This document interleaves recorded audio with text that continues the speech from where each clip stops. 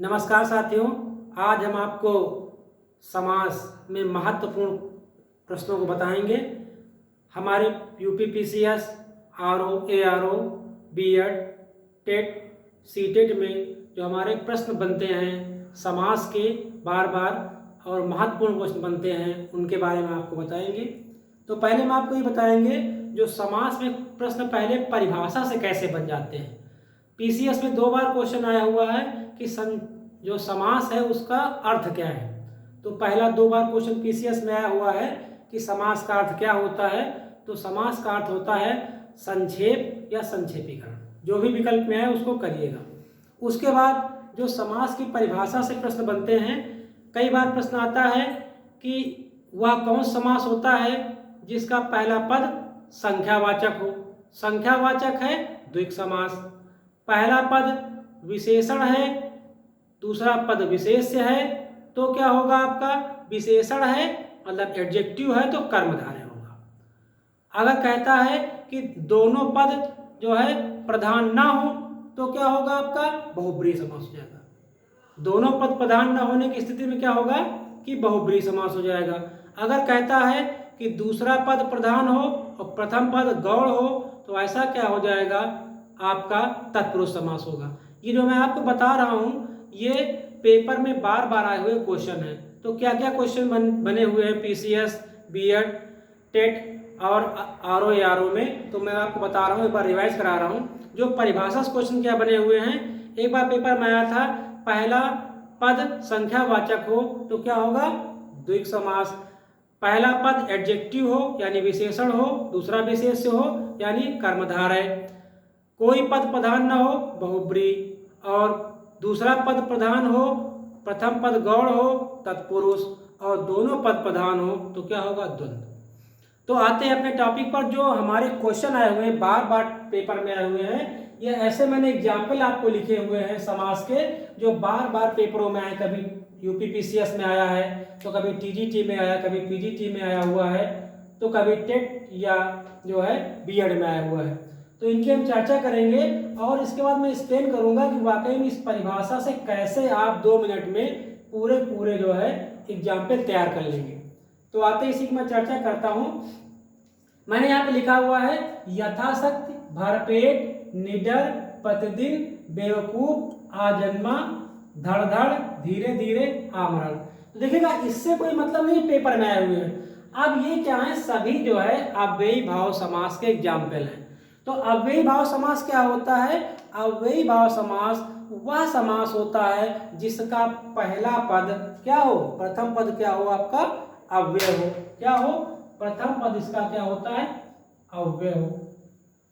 क्या होता है? प्रथम पद ये क्या होता है? इसका अव्यय होता है। अब अव्यय क्या होता है? यथा, भर, नी, प्रति, बे, आ।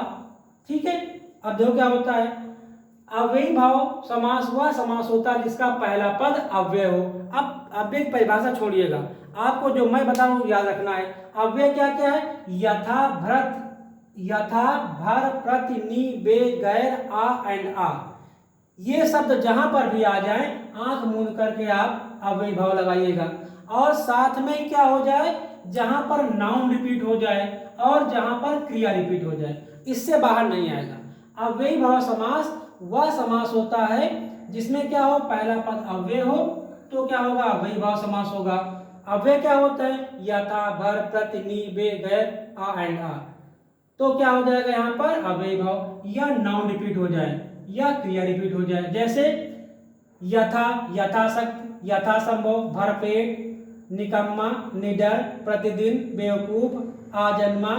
ठीक है। तो यहाँ पर क्या होगा? आमरण।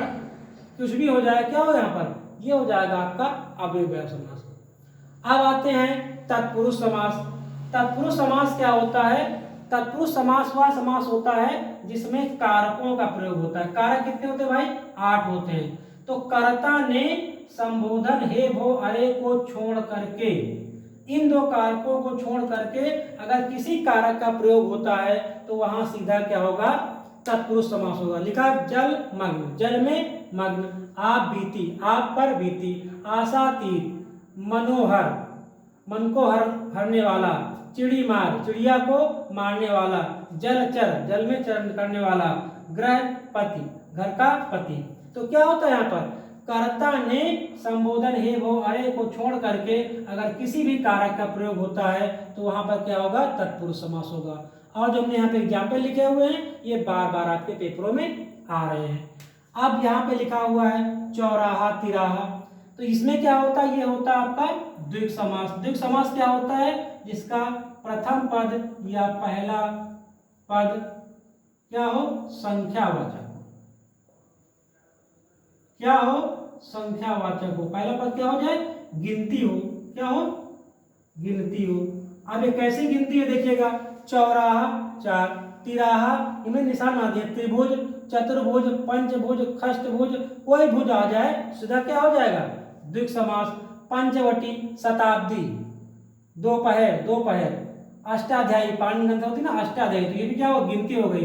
तो कभी भी गिनती का प्रयोग आ जाए पहले पद पर यानी संख्यावाचक हो जाए तो वहां पर क्या होगा, द्विग समास होगा। और ये बार बार पेपर में एग्जाम्पल आए हुए हैं। आता है द्वंद्व। द्वंद्व समास क्या होता है भाई, द्वंद्व समास में क्या होता है, दोनों पद प्रधान होते हैं और किसी भी पद का लोप नहीं किया जा सकता है। और इसको क्या कहते हैं, यहाँ पर दोनों पद प्रधान होते हैं। क्या होता है, दोनों पद प्रधान होते हैं। क्या होते हैं, प्रधान होते हैं। अच्छा, इसमें और का लोप होता है यानी छुपा हुआ होता है। क्या लिखा है, तन मन धन, तो क्या हो जाएगा, तन मन और धन। लिखा हुआ है दाल भात रोटी, तो दाल भात और रोटी। लिखा है रात दिन, तो रात और दिन। लिखा हुआ भाई बहन, भाई और बहन। अब देखते हैं यहाँ पर लिखा हुआ है कर्मधारय। कर्मधारय समास क्या होता है, कर्मधारय समास होता है जिसका पहला पद एडजेक्टिव हो। क्या हो, पहला पद क्या हो, एडजेक्टिव हो। एडजेक्टिव मतलब क्या होता है, विशेषण हो। क्या हो, विशेषण हो, यानी विशेषता बतलाए। कैसी विशेषता बतलाए, काला है, गोरा है, अच्छा है, बुरा है, ठीक। तो ये क्या होता है, इसकी विशेषता को बतलाता है, तो वहां पर होता है कर्मधारय समास। कैसे, प्राण प्रिय, नरसिंह, घनश्याम, नवयुग, नराधम, रविवार, मृगनयनी। तो ये क्या हो रहा है कि पहले वाला शब्द क्या कर रहा है, एडजेक्टिव का काम कर रहा है यानी विशेषण का काम कर रहा है। और यहाँ पे क्या हो गया, ये आपका कर्मधारय हो गया। इसके आगे हम देखते हैं लिखा हुआ है बहुब्रीहि समास। तो बहुब्रीहि समास में क्या होता है, बहुब्रीहि समास वह समास होता है जिसमें दोनों पद क्या होते हैं, एडजेक्टिव होते हैं, लेकिन किसी तीसरे की विशेषता बतलाते हैं। क्या करते हैं, किसी तीसरे की विशेषता बतलाते हैं। जैसे लिखा 10 आनन, 10 हैं आनंद जिसके, ठीक है, अर्थात रावण। 10 मुख, 10 है मुख जिसके, पंकज। तो यहाँ खास बात देखिएगा, यहाँ पर मैं लिख रहा हूं यह एक प्रकार के क्या होते हैं, नाम होते हैं। ठीक है, क्या होते हैं, एक प्रकार के नाम होते हैं। या इसको लिख सकते हो दूसरे शब्दों में, ये योग रूढ़ क्या होता है, योग रूढ़ शब्द होते हैं। जैसे हमने लिखा पंकज, अब देखिए यहाँ पर पंकज, तो पंकज का मतलब क्या होता है, इसका मतलब होता है पंक और धन जा, मतलब कीचड़ में उत्पन्न होने वाला। तो कीचड़ में तो क्वाका बेली भी होती है, लेकिन नहीं, पंकज से किसका है, कमल की पर्यायवाची है, अतः यह बहुब्रीहि हुई होगा। लिखा हुआ है दशानन, 10 है मतलब क्या, सीधा रावण जी का नाम है।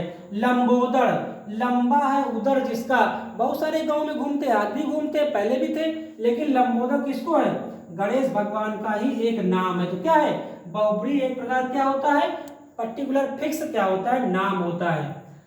लिखा वज्रपाणि, तो ये क्या है, ये नाम है। तो जो भी आपको नाम आते हैं वो क्या होंगे, एक प्रकार के बहुब्रीहि समास होते हैं या योग रूढ़ शब्द होते हैं। क्या होते हैं, योग रूढ़ शब्द बहुब्रीहि होते हैं, बहुब्रीहि क्या होते हैं, योग रूढ़ होते हैं। अच्छा, इसकी खासता क्या है, कभी कभी आता है पीतांबर, तो पीतांबर में क्या होता है, पीला अंबर आपका हो जाएगा कर्मधारय, और पीला अंबर अर्थात ये हो जाएगा आपका बहुब्री समास में। लेकिन काफी बार 99 में पीसीएस में आया, इसके बाद में पीसीएस में आया है, जहां एक्सप्लेन नहीं किए थे तो वहां दो ऑप्शनों को नहीं दिए हैं, या तो बहुब्री को सही किए। तो अक्सर वो क्या करते क्या हैं, इसको एक्सप्लेन करने का प्रयास करते हैं पीताम्बर को। तो एक बार हम इसको देख लेते हैं, क्योंकि बार बार इन्हीं जो है एग्जाम्पल घुमा फिरा कर आपके पेपर में आते हैं और आप इनको कर नहीं पाते हो। कौन सा है, समास। देखिए समास से क्या क्या क्वेश्चन बनते हैं, थोड़ा एक बार रिवाइज करते हैं। समास क्या है, पेपर में आया हुआ समास क्या है, इसका अर्थ बताइए। तो समास क्या है, समास का मतलब होता है, अर्थ होता है संक्षेप या संक्षेपीकरण। अब आता है कि अव्ययी भाव समास। तो अव्ययी भाव समास वह समास है जिसका पहला पद क्या हो जाए, अव्यय हो जाए। क्या हो जाए, अव्यय हो जाए। यानी अव्यय में क्या हो जाए, यथा, भर, प्रति, नि, बे, गैर, नी, आ एंड आ, या नाउन रिपीट हो जाए कहीं पर भी, यथा संभव, यथाशक्ति, भरपेट, प्रतिदिन, निडर, बेवकूफ, बदतमीज, आजन्मा, आमरण। तो क्या हो जाएगा यहाँ पर, ये सभी क्या हो जाएंगे, आपके अव्ययी भाव समास हो जाएंगे। दो खास बातें और हैं, जहां पर नाउन रिपीट हो जाए, क्या हो जाए, संज्ञा, वहां पर भी क्या होता है, हाथ हाथ, घोड़ा घोड़ा, घोड़ी घोड़ी, वहां पर भी क्या होगा, अव्ययी भाव समास होगा। जहां पर क्या हो, क्रिया रिपीट हो जाए, चलते चलते, खाते खाते, सोते सोते, वहां पर भी क्या होगा, अव्ययी भाव समास हो जाएगा। ध्यान रखिएगा। अब आते हैं तत्पुरुष में। तत्पुरुष समास क्या होता है, इसमें कारक का प्रयोग होता है, कर्ता ने संबोधन हे भो अरे, प्रथम और आठवें को छोड़ करके अगर किसी कारक का प्रयोग होता है तो सीधा क्या हो जाएगा, तत्पुरुष समास हो जाएगा, यहाँ पे लिखा हुआ है। अच्छा, फिर आते हैं द्विक समास।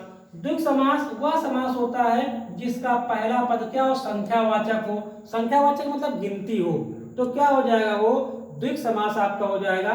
कैसे, चौराहा, चार राह, तिराहा, तीन राह है। ये क्या लिखा है, त्रिभुज, चतुर्भुज, पंचभुज, खष्टभुज, पंचवटी, शताब्दी, दोपहर, अष्टाध्यायी, ये कोई भी शब्द आते हैं तो क्या हो जाएंगे, द्विक समास हो जाएंगे। ये बार बार पेपरों में आए हुए हैं। अब आता है द्वंद्व। द्वंद्व समास वह समास होता है जिसके दोनों पद क्या हो, प्रधान हो, और इसमें एंड या का लोप होता है। तो क्या होता है, यहाँ पे लिखा है तन मन धन, तो तन मन और धन लोप है। दाल भात रोटी, रात दिन, भाई बहन, राजा रानी, माता पिता, ये सब क्या हैं, आपके द्वंद्व समास के अंतर्गत आपके आ जाएंगे। अब आता है कर्मधारय। तो कर्मधारय समास क्या होता है, जिसका पहला पद क्या हो, एडजेक्टिव हो, यानी विशेषण हो, और दूसरा विशेष। विशेष छोड़िएगा, क्या हो, पहला एडजेक्टिव हो, पहला पद क्या हो, एडजेक्टिव हो, यानी अच्छाई बताए, बुराई बताए, उसका रंग बताए, तो ये सब क्या आएंगे, उसकी विशेषण में आएंगे। तो क्या है, प्राणप्रिय, नरसिंह, घनश्याम, नवयुग, नराधम, रविवार, मृगनयनी। तो क्या हो, यहाँ विशेषता बतला रहे हैं, तो यहाँ क्या हो जाएगा, ये आपका कर्म धारय हो जाएगा। अब बचता है लास्ट का बहुब्री। तो बहुब्री समास क्या होता है, इसके दोनों पद एडजेक्टिव होते हैं लेकिन किसी तीसरे की विशेषता को बतलाते हैं। खास बात क्या है, ये एक प्रकार के क्या होते हैं, नाम होते हैं, यानी नेम। ये क्या है, एक प्रकार के नाम होते हैं, या यूं कहो योग रूढ़ शब्द होते हैं, किसी तीसरे की विशेषता को बतलाते हैं। जैसे नाम कैसे हो सकते हैं, आपका पंकज है, लंबोदर है, या कोई पर्यायवाची आपकी होती है, तो वो क्या होते हैं, नाम होते हैं, तो वो सभी क्या आएंगे, बहुब्री में आएंगे। जबकि आप उसका दूसरा हो सकता है, दशानन है, दशमुख है, पंकज है, लंबोदर है, ब्रजपाणी है, ठीक है, ये सब क्या हो जाएंगे, ये एक प्रकार के नाम है और या योग रूढ़ शब्द हैं, तो अतः ये सब क्या होंगे, बहुब्री के अंतर्गत आएंगे। जैसे मैंने ये बताया आपको, लंबोदर, लंबा है उदर जिसका, तो बहुत लंबे उदर वाले पहले भी थे, आज भी हैं, लेकिन सीधा ये क्या है, ये गणेश भगवान का नाम है, इसलिए इसको क्या कहते हैं, ये बहुब्री में आता है। पंकज, पंक धन जा, कीचड़ में उत्पन्न होने वाला, वह कबेली भी हो सकती है, लेकिन नहीं, ये सीधा है क्या, ये सीधा आपकी किसकी पर्यायवाची है, तो ये कमल की पर्यायवाची है, तो इसको क्या करेंगे, बहुब्री में लगाएंगे। तो हमने आपको क्या किया, इंपॉर्टेंट जो 2-2, 4-4, 5 बार पेपर में आए हैं, UP PCS, TGT, PGT, UP TET, BEd में, उनको हमने यहाँ एग्जाम्पल बुक में रखा हुआ है। साथ में एक काम किया है कि आपको परिभाषा भी बता दी है। अगर आपको परिभाषा याद रहेगी हमारी तरह तो आप क्वेश्चन को कर ले जाएंगे। ठीक है, इसके साथ हम अपने इस लेक्चर को बंद करते हैं। अगर आपको ये लेक्चर अच्छा लगे, आपके ये क्वेश्चन पेपर में आए, तो आप कृपया मेरे चैनल को लाइक और सब्सक्राइब करें। इसी के साथ हम अपना ये लेक्चर बंद करते हैं। जय हिंद, जय भारत।